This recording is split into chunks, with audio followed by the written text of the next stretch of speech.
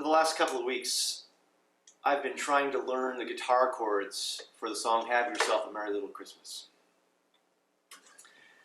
My father passed away last weekend. He was a wonderful guitar player who loved American popular songs from the 1930s and 40s. I don't think I've ever met anyone who knew more about the Great American Songbook than my father did. And when he told me about this particular song, and this is something that I know that I've mentioned in my role as pastor of Montclair Presbyterian Church before, but what he told me is that Have Yourself a Merry Little Christmas has two sets of lyrics.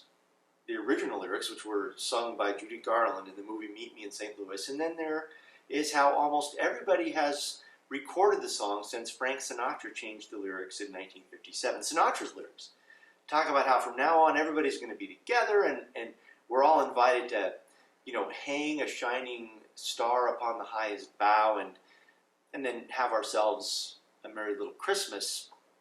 But the original lyrics go like this. They say, someday soon we all will be together if the fates allow. Until then we'll just have to muddle through somehow. So have yourself a merry little Christmas now.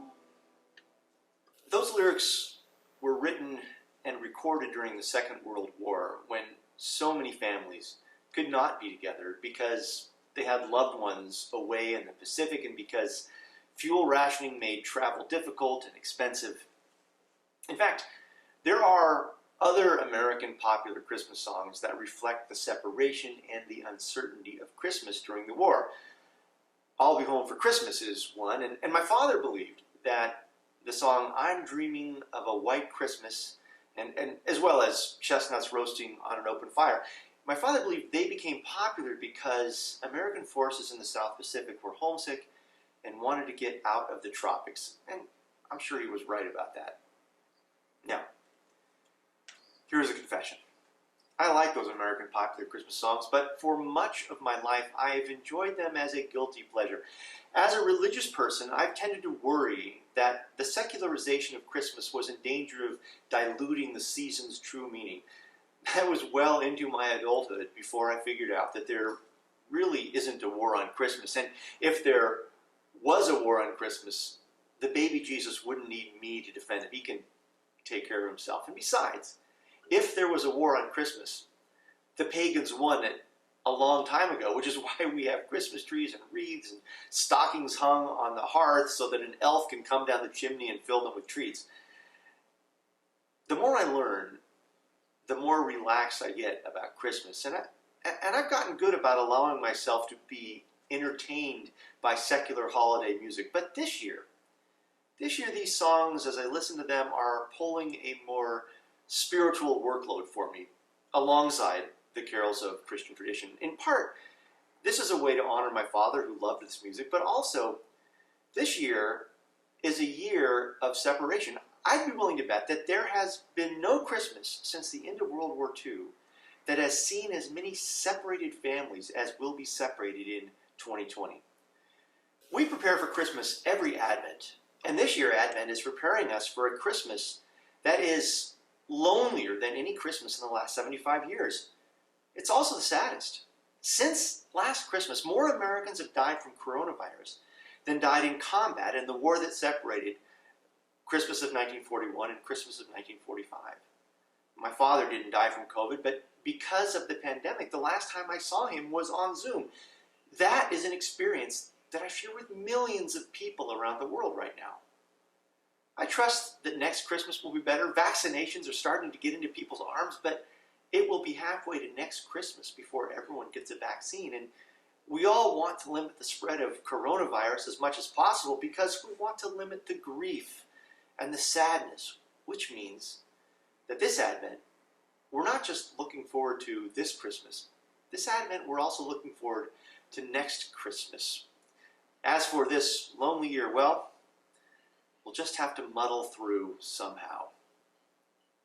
The biblical writers tended to speak of God's coming to the world as if holiness appears among us like the dawn, with daylight causing the night to dissipate. This week's lesson from Isaiah is one such passage. It invites us to join in the sunshine by saying to us, "Arise and shine, for your light has come."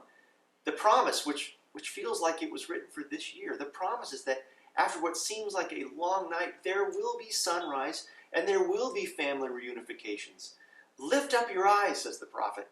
They gather all together. They come to you. Your sons shall come from far away, and your daughters shall be carried on their nurses' arms. Then you shall see and be radiant. Your heart will thrill and rejoice. It all sounds so beautiful, but it is beauty in the future tense. Right now, it's still the middle of the night. You know, I don't think it is an accident that we celebrate Christmas close to the winter solstice. There is morning and evening in every 24-hour cycle. As the seasons change, so do the lengths of the day and the night. During Advent, we are not preparing ourselves for a holy day that denies the night. Rather, we are preparing ourselves to be reminded that even though some nights are long, no night is eternal. The sun always rises, and winter always gives way to spring. That's true as a matter of astronomy, and it is true as a matter of the spirit. And I want to say that the natural cycle of seasons is not bad. Same goes for the natural cycle of daytime and night. To become one acquainted with the night, to borrow from Robert Frost, it's not unhealthy. Rather, it's part of living a full and natural life. There are good years and there are bad years. There are happy hours and hours of deep sadness. It's all part of our inheritance as children of God. For a lot of us, this will be a hard and lonely Christmas. But it's not going to be the last Christmas, and no sadness we experience because we've had to endure a COVID Christmas will extinguish the possibility of future joy. We will find ample reasons for celebration, many of them before we start lighting the candles on next year's Advent wreath. If you are watching this sermon on Sunday, December 20th, then tonight is the longest night of what has been perhaps the longest year in memory, but by the time you sit down for supper on Monday evening, the days already will be getting longer.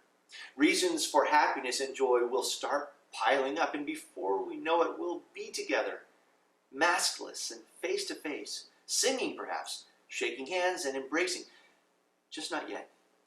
Right now, it's still winter and the nights are long, but you can light a candle. There is no night so deep that it cannot be illuminated by a candle whose flame is a promise of a day that is dawning with joy. I want to end my sermon by thanking you for all of the kind cards and emails and texts that so many of you have sent to me and to my family as we grieve my father's passing.